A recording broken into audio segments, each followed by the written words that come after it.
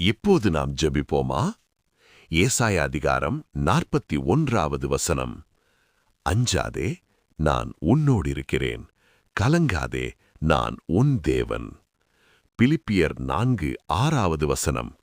நீங்கள் எதற்கும் கவலைப்படாதீர்கள், எல்லாவற்றையும் ஜெபத்தினாலும் விண்ணப்பத்தினாலும் தேவனுக்கு அறிவியுங்கள். யாக்கோபு 1:5வது வசனம்.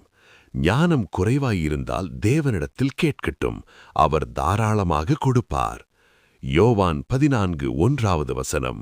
உங்கள் இருதயம் கலங்காதிருப்பதாக, தேவனை நம்புங்கள். மாணவர்களுக்கான ஜெபம்.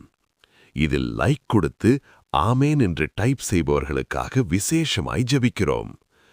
அன்பு இயேசுவே, என் இருதயத்தில் இருக்கும் எல்லா பயத்தையும் நீக்கிவிடும். நான் படித்ததை நினைவில் கொள்ளும் ஞானத்தையும் தெளிவையும் அருளும்.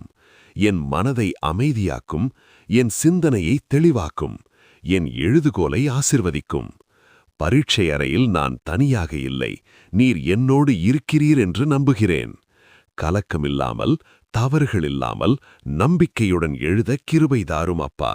என் முயற்சிக்கு நல்ல பலன் கொடுத்து என்னை வெற்றியாளனாக அல்லது வெற்றியாளியாக மாற்றும். இயேசுவின் நாமத்தில் ஜெபிக்கிறேன் நல்ல பிதாவே, ஆமேன். பைபிள் பாடலாகிறது.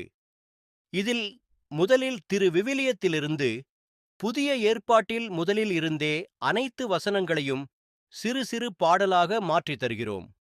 வீடியோ லிங்க் டிஸ்கிரிப்ஷனில் மற்றும் கமெண்ட் பாக்ஸில் உள்ளது. கேட்டு பயன்பெறுங்கள். நன்றி.